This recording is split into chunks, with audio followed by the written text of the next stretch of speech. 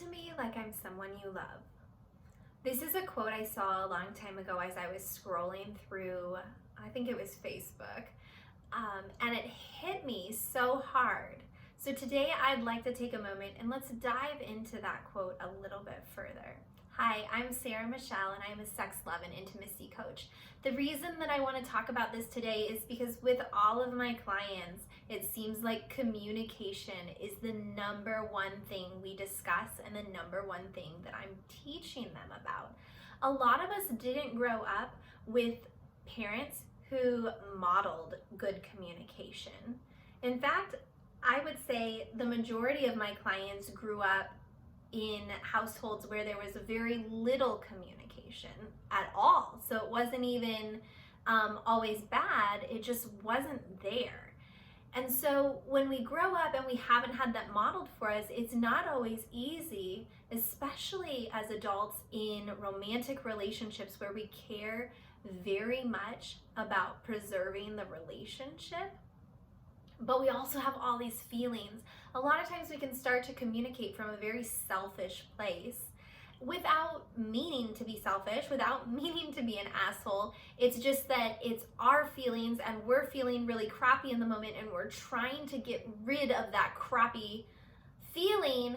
So it's like we purge it all out and just leave it all out there as this huge mess for the other person to deal with, to take on. And it's not really healthy communication. So let's talk about this. Talk to me like I'm someone you love.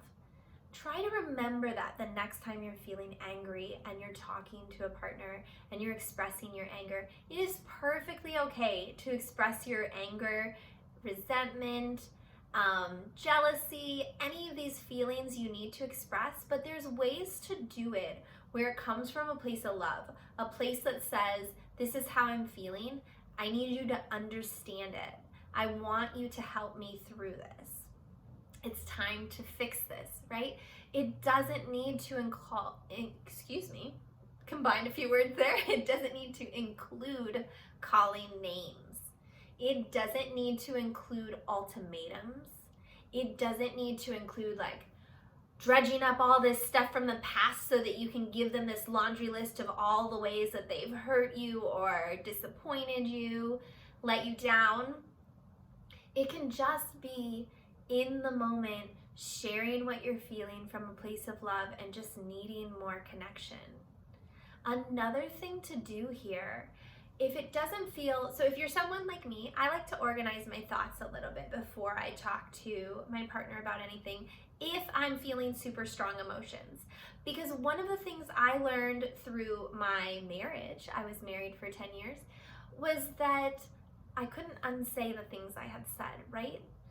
And it wasn't so much that I was always saying a lot or that he was always saying a lot, but I did get it from both ends. There were times when I said something that I was like, shit, I wish I hadn't said that because that wasn't really what I meant, wasn't truly how I felt. But then there were also times that he would say things to me and it's like they would just play on loop in my head. And maybe after a few days or a few weeks, they would go away. They'd be in the background and we'd continue living our lives and having our relationship. But then something would happen, or maybe I was just sitting there in a quiet moment, relaxing in the bathtub, and all of a sudden it's playing again. It's playing in my mind and I'm feeling all of it all over again. And so it was something very, very important that I learned from that relationship is that once you say it, that other person has heard it and they've experienced it however they interpreted it, right? Not necessarily how you were saying it or how you were intending it. So I do like to have some time to kind of process through and feel like I understand my feelings before I communicate them, if at all possible. Sometimes it depends on the situation. There can be situations where it's like, no, in this moment we've got to communicate, and you don't have the luxury of stepping back and kind of collecting your thoughts and working through the parts that are yours first. But let's say that you do have that luxury and you're like, oh my gosh, all these emotions are coming in and you're so overwhelmed with them, you're not even sure how to label your emotions, let alone let your partner what you need from them or anything like that. It's okay for you to also just embrace your partner. Part of communication is nonverbal communication. And I feel like that is one of the best things that I've experienced in a soulmate relationship, is that level of connection and intuition you have with each other. You don't always have to speak to resolve things, and you definitely don't need to speak to feel safe. So if things are getting to be too much, you can just say that. This is too much. I'm not ready to talk about it, but I want to be held. This is too much. I'm not ready to talk about it. I'm going to take a bath. I'll come back down when I'm done. Whatever it is you need, just make sure that if what you need is space, you're letting the other person know clearly that you're taking space and when you will reconnect. Because if you just take off, right, they feel abandoned. And now it's more than just the conversation that you're having. It's triggering abandonment wounds in them that are from any other time in their life, potentially even past lives. So now this is all snowballing into something it never needs to be. Also, if you let them know when you're going to reconnect, they can relax in the peace of knowing that, and they can go about doing other things. So if they're not upset and they don't know why you're upset but you're not ready to talk about it, it gives them the freedom to continue with their work day. It gives them the freedom to continue just relaxing, watching TV, go out and hang with friends, like whatever it is, they get to keep moving with their life instead of sitting there with worry and anxiety and trying to figure out what's wrong and how they can fix it when there's nothing they can do at this point. Now, I will say, if you're someone who needs to walk away and take a little bit of space, I need you to be impeccable with your word. And when you say you're going to come back and reconnect, come back and reconnect. Now, if you say, let's go back to the bathroom example or bathtub example. You're going to go take a bath and you'll come back down when you're done. Let's say you take that bath, it's over and you're like, God, I still don't know what to say. I'm still so angry, whatever it is, you're not ready for the conversation. I want you to still go back because that's what you committed to and just say, listen, I guess this is a bigger deal to me than I thought it was, and I'm still not ready. Give them another point of connection. So maybe you say, let's table this for now and we'll come back to the conversation tomorrow. How about we have dinner? Or maybe you still need space and you say, let's table this for now. I'm gonna go upstairs, read a book, and get some rest, and we can talk about it tomorrow.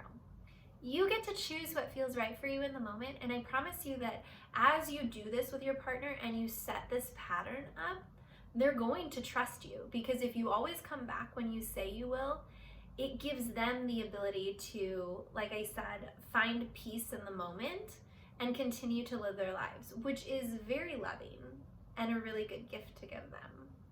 But also, if you're someone who is maybe leans a little bit more towards anxious attachment, so yes, you're upset, and yes, you kind of want to work through this on your own, but you need to know the other person isn't leaving, you can say something like, I'm really upset, but I'd really like you to stay with me. Can we just watch a movie together and not talk about this? Or can we just go grab something to eat? I've been craving some ice cream. I don't really want to talk about this. I don't really want to talk at all. I don't want to be separated from you. Just be honest and share it. And it's okay, especially if this isn't your normal way of communicating, that it feels clunky and challenging at first, but I promise you, it is so helpful in a long-term, committed, loving relationship, because it gives you the space to be who you are, feel what you're feeling, express what you're ready to express, but it doesn't force you to do anything. Let me know how this works for you in the comments below, and we'll chat soon.